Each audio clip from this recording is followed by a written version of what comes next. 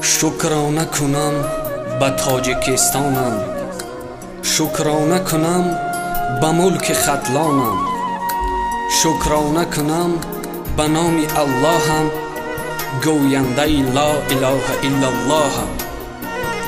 بله، صدای عبدالحلیم حلیم صدای دل ماست، نوای عبدالحلیم حلیم نوای دل ماست.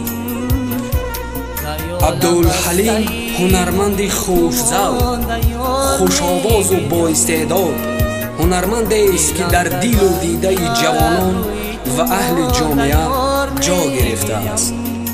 عبدالحلیم حلیم با بهترین سرودهای دلنشین خویش الکی دل چندین عاشقان و دلدادگان را مسخر کرده است.